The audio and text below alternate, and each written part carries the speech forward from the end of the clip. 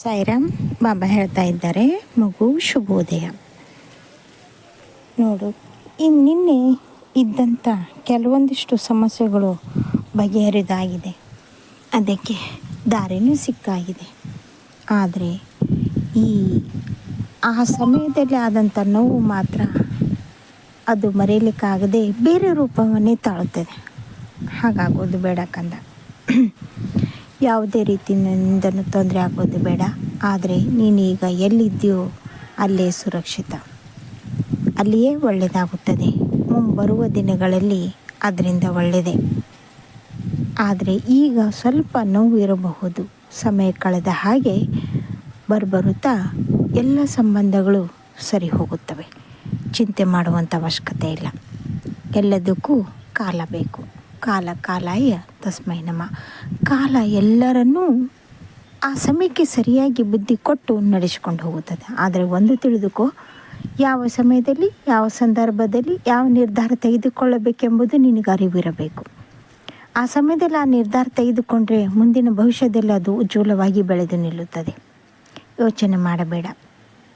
ನಿನ್ನ ಬುದ್ಧಿ ನಿನ್ನ ಕೈಯಲ್ಲಿರಲಿ. ಬೇರೆಯವರ ಮಾತನ್ನು ಕೇಳು, ಆದರೆ ಕೊನೆಯ ನಿರ್ಧಾರ ನಿನ್ನದೇ ಆಗಿರಲಿ. ಆ ಕೊನೆಯ ನಿರ್ಧಾರಕ್ಕೆ ತುಂಬ ಬೆಲೆ ಇದೆ, ಭಾಳ ಬೆಲೆ ಇದೆ. ಅದನ್ನು ಅರಿತುಕೊಂಡು ಬಾಳಿದ ಮಾತ್ರ ಎಲ್ಲ ಒಳ್ಳೆಯದೇ. ಸಿಟ್ಟಿನಲ್ಲಿ ಒಂದು ಮಾತು ಅನ್ನಬಹುದು, ಆಡಬಹುದು, ಆದರೆ ಅದನ್ನೇ ದೊಡ್ಡದಾಗಿ ನಿರ್ಮಿಸಿಕೊಳ್ಳೋದಲ್ಲ. ಚಿಂತೆ ಮಾಡಬೇಡ, ಎಲ್ಲ ಒಳ್ಳೆಯದೇ ಆಗ್ತಾಯಿದೆ.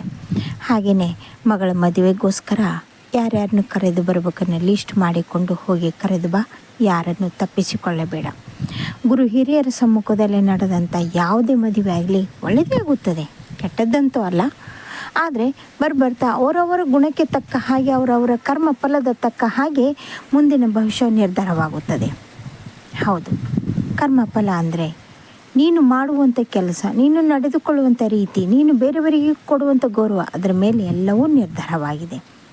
ಗುರು ಹಿರಿಯರಿಗೆ ಸಮ್ಮಾನ ಕೊಟ್ಟು ಗೌರವದಿಂದ ನಡೆದುಕೋ, ಅದ್ಭುತವಾದ ಲಾಭಗಳೇ ಸಿಗುತ್ತದೆ. ತಂದೆ ತಾಯಿ ಆರೋಗ್ಯದ ಕಡೆಗೆ ಲಕ್ಷ್ಯ ಇರಲಿ ಕಂದ. ತಾಯಿ ಆರೋಗ್ಯದ ಸ್ವಲ್ಪ ಬಗ್ಗೆ ಯೋಚನೆ ಮಾಡು. ಹಾಗೆಯೇ ಒಂದು ಒಳ್ಳೆಯ ಸುದ್ದಿ ಒಂದು 4 ದಿನದ ಹಿಂದೆ ಬರ್ತಾನೇ ಇದೆ. ಆದರೆ ಕಾರ್ಯಗತಿ ಆಗಬೇಕಲ್ಲ. ಕಾರ್ಯ ತತ್ಪರವಾಗಲು ಇನ್ನು ಕೆಲವು ದಿನಗಳು ಮಾತ್ರ, ಬೆರಳೆಣಿಕೆಯಷ್ಟು. ಚಿಂತೆ ಮಾಡಬೇಡ. ಅವಕಾಶಗಳೆಲ್ಲವೂ ಕೂಡಿ ಬಂದಿದೆ. ಅವಕಾಶಗಳು ಕೂಡಿ ಬಂದಾಗ ಯಾವ ಸಮಯವೂ ಯಾವ ಸಮಸ್ಯೆಯೂ ನಿಲ್ಲೋದಿಲ್ಲ. ಚಿಂತೆ ಮಾಡಬೇಡ. ಸಮಯ ಕಾಲ ಕಳೆದ ಹಾಗೆ ಎಲ್ಲ ಸಮಸ್ಯೆಗಳು ಬಗೆಹರುತ್ತವೆ. ನಿನ್ನಲ್ಲಿ ತಾಳ್ಮೆ ಅನ್ನೋ ಅಸ್ತ್ರ ಇದ್ದರೆ ಮಾತ್ರ ಸಾಧ್ಯ. ಆ ಅಸ್ತ್ರವನ್ನು ಉಪಯೋಗ ಮಾಡಿಕೊ, ಜೀವನದಲ್ಲಿ ನೆಮ್ಮದಿ ತರುತ್ತೆ. ನನಗಿಂದು ಗುಲಾಬಿ ಹೂ ಏರಿಸಿದೆಯಲ್ಲ ಕನ್ನ, ತುಂಬ ಖುಷಿಯಾಯಿತು. ಹಾಗೆಯೇ ಸ್ವಲ್ಪ ನನಗೋಸ್ಕರ ಇವತ್ತೇನಾದರೂ ಒಂದು ಮಾಡಿ, ಅಡುಗೆ ಮಾಡಿ ನೈವೇದ್ಯ ಮಾಡು. ನೀನು ಪ್ರತಿದಿನ ಮಾಡುತ್ತೀಯ, ಆದರೂ ನನಗೋಸ್ಕರ ಮಾಡು. ತುಂಬ ಶುಭ ದಿನ, ಒಳ್ಳೆಯದಾಗುತ್ತದೆ.